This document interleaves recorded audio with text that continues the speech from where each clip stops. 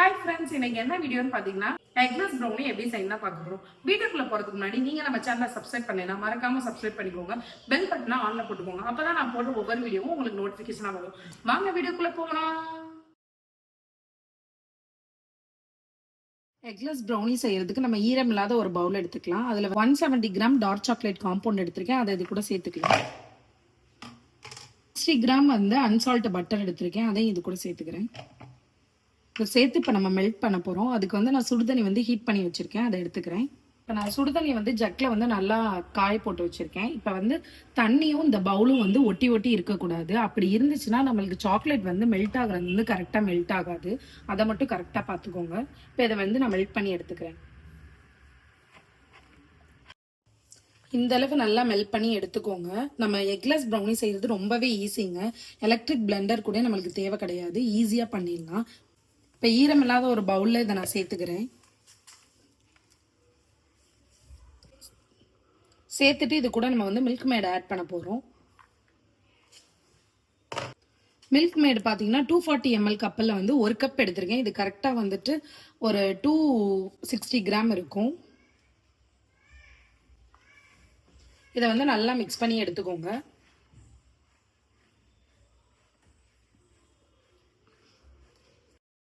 இந்த அளவு நல்லா மிக்ஸ் பண்ணி எடுத்துக்கோங்க. நம்ம மில்க் மேட் சேர்த்துருக்கனால சில்கியாக தான் இருக்கும். இது கூட வந்து நம்ம மாவு சேர்த்துக்கலாம். இப்போ வந்து மைதா மாவு வந்து நான் 60 கிராம் எடுத்திருக்கேன். இது கூட சேர்த்துக்கிறேன். சலிச்சு தான் சேர்க்கணும்.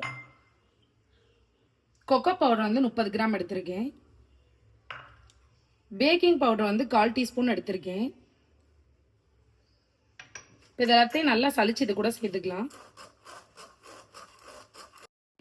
இதுக்கு பேக்கிங் சோடா வந்து தேவையில்லை. அதனால நம்ம பேக்கிங் பவுடர் மட்டும் தான் எடுத்திருக்கோம். சேர்த்து நல்லா மிக்ஸ் பண்ணி எடுத்துக்கலாம். இது வந்து நார்மல் எக்கு சேர்த்துருக்க மாதிரி இருக்காது. நல்லா கெட்டியா தான் வரும். அதனால நீங்க பயப்பட வேணாம். கரெக்டா தான் இருக்கும் நம்ம சேர்த்துருக்க அளவு. இது எல்லாத்தையும் நல்லா மிக்ஸ் பண்ணி எடுத்துக்கிறேன்.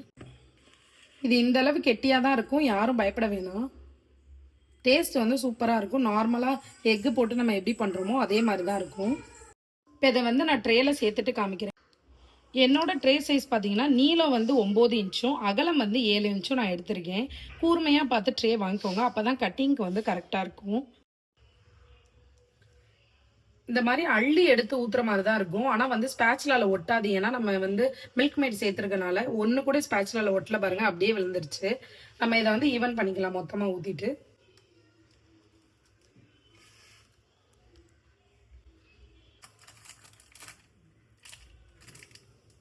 இதை நல்லா ஈவன் பண்ணிக்கலாம். ஈவன் பண்ணுங்க தைரியமா, ஏன்னா ஸ்பேச்சுலால கொஞ்சம் கூட ஒட்டாது.